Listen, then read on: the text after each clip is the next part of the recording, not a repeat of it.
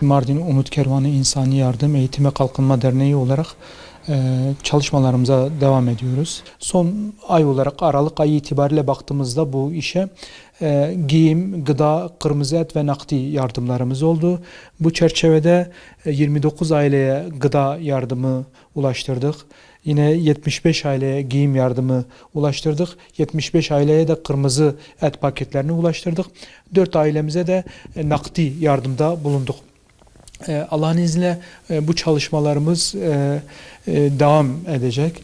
Tabii ki hayırsever kardeşlerimizin katkı ve destekleriyle biz bu çalışmalarımızı yapıyoruz. Biz bu konuda sadece köprü görevini görüyoruz.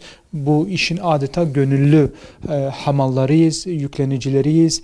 Hayırsever ile muhtaçlar arasında köprü olma noktasındaki gaye, dert ve çaba içerisinde olmaya devam edeceğiz inşallah. Son olarak şunu da belirtmek istiyorum ki malumunuz olduğu üzere kış aylarındayız. Çetin kış yavaş yavaş kendini hissettiriyor. Yağmur başını almış gidiyor ve yani bu soğuk havalarda evinde hala halı olmayan kardeşlerimiz var. Soba olmayan kardeşlerimiz var. Özellikle şöyle bir kampanyayla başlamak istiyoruz. Bu kampanyayı da sizin aracıyla duyurmaktan memnuniyet duyuyoruz. Size de teşekkür ediyoruz.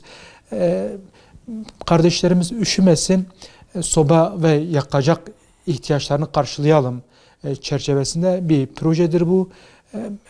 Yani en azından küçük bile olsa bir elektrik sobasını tedarik etme çabasında olacağız ve bu noktada ihtiyacı olan kardeşlerimiz bize ulaşıyorlar, ulaşmaya devam edecekler. Biz hayırsever kardeşlerimizden de bu konuda bir hassasiyet bekliyoruz. Muhtaç kardeşlerimizin bu ihtiyaç ve isteklerini yerine getirebilmemiz için kardeşlerimizin de, hayırsever kardeşlerimizin de bu konuda bize destek olmalarını bekliyoruz. Rabbim şimdiden kabul etsin, Rabbim razı olsun.